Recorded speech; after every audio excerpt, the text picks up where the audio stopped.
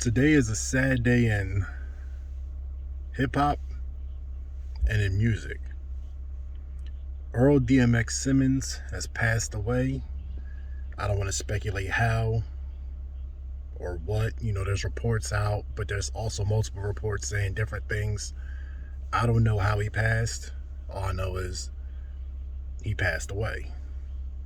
It's particularly sad for me because I was introduced to DMX, I want to say in like 97, off the 4-3-2-1 song, when he was like, stay out the dark, because when I catch you when the sun is down, run the clown, come up off that. I'm going to gun you down. Want it now.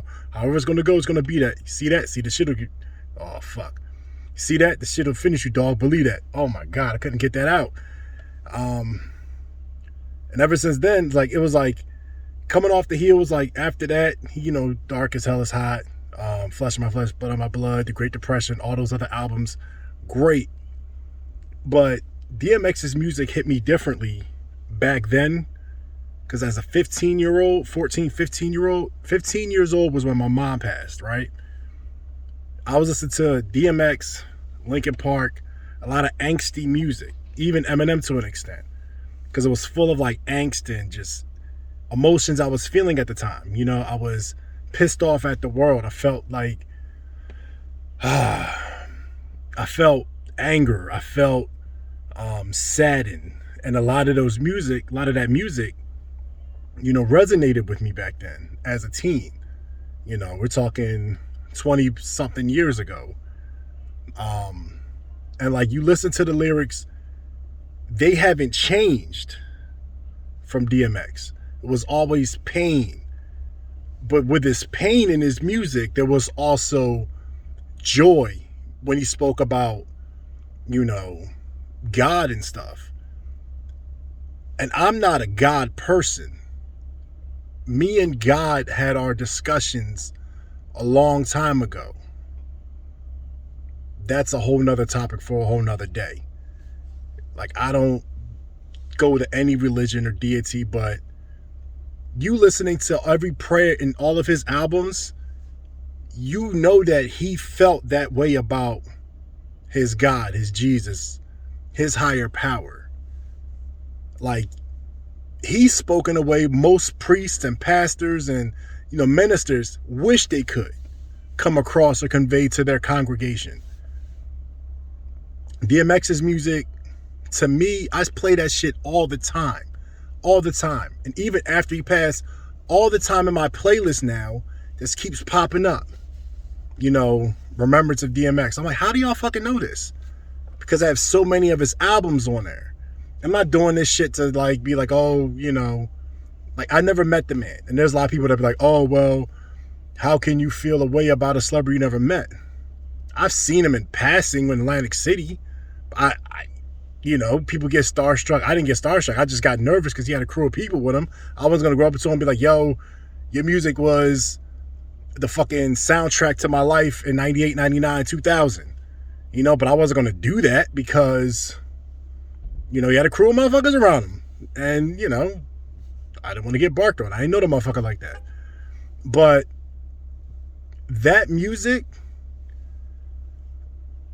listening to it now, even to his newer stuff, that man has so much fucking pain that he lived through, that he put out in pen to paper, that he put out the speaker to ear. All that pain is something that came out great at the end of the day. People say, oh, he fell off. Did he fall off? Or did you guys just get tired of hearing his story? I don't want to talk about all the negativity that surrounded the man. We all know that. We all know what quote-unquote demons and battles he had to endure. But every time there was an interview, he showed out. Whenever there was a concert, he showed out. He put 110% in every single thing that he put it, even his movies.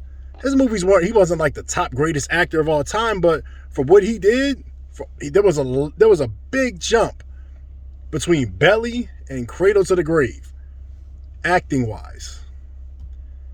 And when you saw them in the verses, and even on the Drink Champs, interview, which I have an issue with the Drink Champs interview, but it was a great interview. But I have a slight issue with it.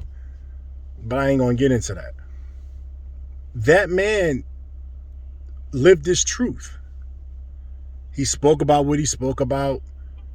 Like, even when he was at the Versus battle, when he did that little freestyle at the end with Snoop, when he talked about how he was with a grown woman, but all he wanted was some kicks. But he knew it was wrong, but he needed shoes. Shit like that, yo. I don't want it to be like on some, oh, you just clout chasing for, I hate that fucking term, by the way. Oh, you just clout chasing because the man passed this, that, and the third. No. DMX has always been in my playlist, my CD rotation, my tape deck rotation, my mixtapes rotation, going back. Like I said, when I first heard him on 4321, I heard little stuff here and there, but it just didn't resonate after 4321. Between him and Cannabis, they stole the show on that song. Everybody had a fire line on that song. Excuse me. But DMX is Stay Out the Dark.